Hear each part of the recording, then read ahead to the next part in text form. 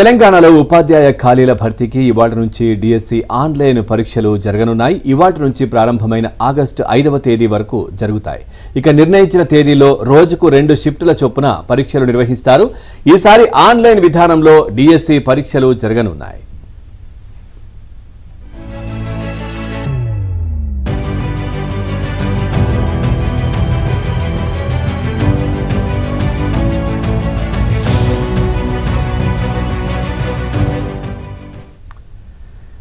Right, ఇక మొత్తం 11,062 ఉపాధ్యాయ పోస్టుల్లో 2,629 స్కూల్ అసిస్టెంట్ పోస్టులు ఉండగా 727 భాషా పండితులు, 182 పీఈటీలు, 6,508 ఎస్జిటీలు, ఇక స్పెషల్ ఎడ్యుకేషన్ 220 స్కూల్ అసిస్టెంట్లు, ఇక 796 ఎస్జిటి పోస్టులను ఈ నోటిఫికేషన్లో భర్తీ చేస్తున్నారు. ఓవరాల్గా ఈ అంశానికి సంబంధించి మరింత సమాచారాన్ని మా కరెస్పాండెంట్ హేమ అందిస్తారు. హేమ, పూర్తి డీటెయిల్స్ ఏంటి?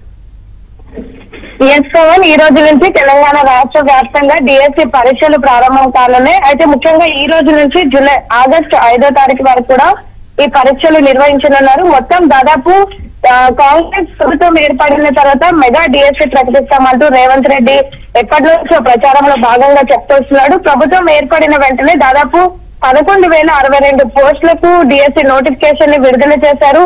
పెద్ద ఎత్తున దాదాపు 2,70,000 మంది విద్యార్థులు ఇప్పటికే ఈ 11,062 పోస్టులకు అప్లై చేసుకున్నారు. అయితే ఇప్పటి వరకు కేవలం 2,49,000 మంది విద్యార్థులు మాత్రమే హాల్ టికెట్ ని డౌన్లోడ్ చేసుకున్నారు. ఇక ఈ రోజు నుంచి ఆగస్టు 5వ తారీఖు వరకు కూడా 2 షిఫ్ట్ లో భాగంగా ఈ పరీక్షలు నిర్వహించనున్నారు. ఇప్పటికే రాష్ట్ర వ్యాప్తంగా దాదాపు 56 పరీక్ష కేంద్రాలను కూడా ఏర్పాటు చేశారు.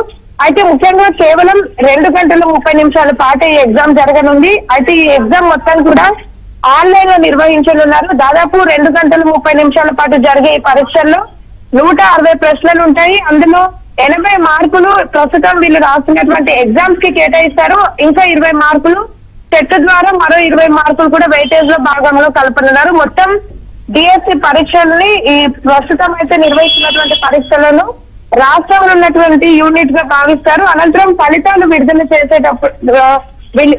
చేసేటటువంటి సమయంలో డిస్ట్రిక్ట్ వారీగా కూడా రిజల్ట్స్ అయితే ఇస్తారు. మొత్తానికైతే ప్రస్తుతం మెగా డిఎస్సి ప్రకటించిన అనంతరం ఈ రోజు పెద్ద ఎత్తున ఎన్నో ఏళ్ల నుంచి ఎదురు చూస్తున్నటువంటి నిరుద్యోగులు అయితే ఎంతో ఆశతో ఈ రోజు పరీక్షలకు హాజరు కానున్నారు.